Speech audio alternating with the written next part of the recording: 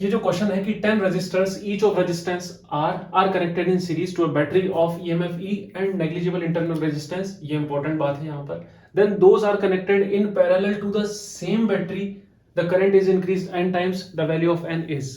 अब कहने को तो ये क्वेश्चन नीट 2023 में आया था, यस लेटेस्ट है ये, नीट 2023 का ये क्वेश्चन है।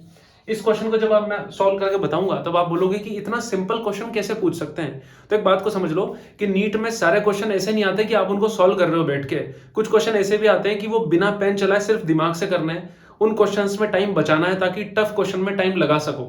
ये क्वेश्चन वही था जिसमें टाइम बचाना था, सीधा टिक करना था। अब एक बात समझो, आप यहां पर क्या है, 10 resistance each of resistance are, मतलब जब आपको दिया हुआ है आइडेंटिकल रेजिस्टेंस, आइडेंटिकल रेजिस्टेंस जब आपको दी हुई है तो वहां एक कंसेप्ट लगता है कि सीरीज में, ये तो देखो सबको पता है कि सीरीज में रेजिस्टेंस बढ़ता है और पैरेलल में रेजिस्टेंस घटता है। अब सीरीज में रेजिस्टेंस कितना बढ़ता है, तो जब आपको सीरीज का रेजिस्टेंस निकालना है तो क्योंकि n आइडेंटिकल रेजिस्टर्स हैं तो n times of individual resistance हो जाता है, n टाइम्स बढ़ जाता है रेजिस्टेंस। और ऐसे ही पैरेलल में individual resistance upon number of resistance, n time resistance घट जाता है। ये चीज आती ही होगी, मैं मान के चलता हूं। n टाइम्स रेजिस्टेंस बढ़ जाता है सीरीज में, n टाइम्स रेजिस्टेंस घट जाता है पैरेलल में जब आइडेंटिकल रेजिस्टेंस हो। बात ही सारी हुई है आइडेंटिकल रेजिस्टेंस की। अब ऐसा समझो कि इन्होंने दिया है कि इंटरनल रेजिस्टेंस, इसको समझेंगे ऐसा क्यों दिया है। बोला गया है कि ये सीरीज में रेजिस्टेंस, बहुत सारे रेजिस्टेंस थे सीरीज में लगे थे, इसको एक बैटरी से लगाया हुआ था, ठीक है। देन बहुत सारे रेजिस्टेंस है, ऐसे रेजिस्टेंस है, उनको करके फिर से उसी बैटरी के साथ लगाया हुआ है, सेम बैटरी के साथ लगाया, वोल्टेज भी है वोल्टेज भी है।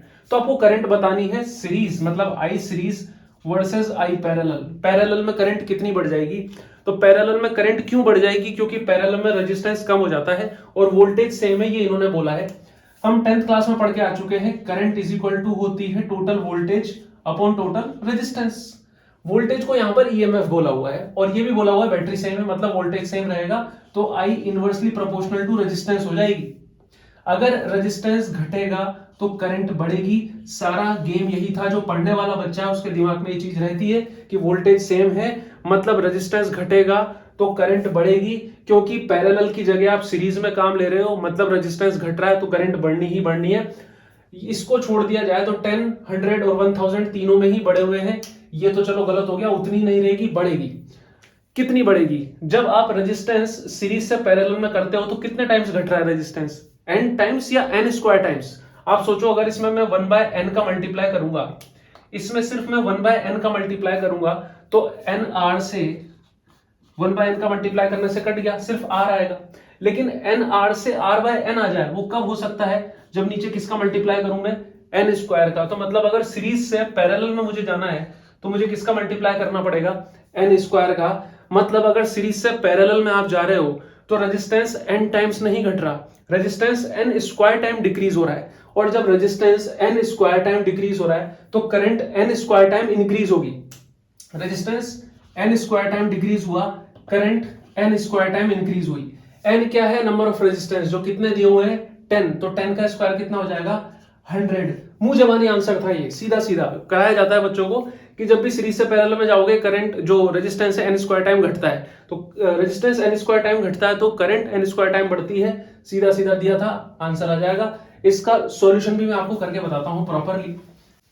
देखो जैसे यहां पर क्या दिया हुआ है, रेजिस्टेंस इन सीरीज हो जाएगा, टोटल रेजिस्टेंस R है, मतलब इंडिविजुअल रेजिस्टेंस R है, कितने रेजिस्टेंस है 10, R/10, सीरीज है ना 10R, sorry 10R, n times होता है। देन अगर मैं बात करता हूं रेजिस्टेंस इन पैरेलल तो इंडिविजुअल रेजिस्टेंस अपॉन 10।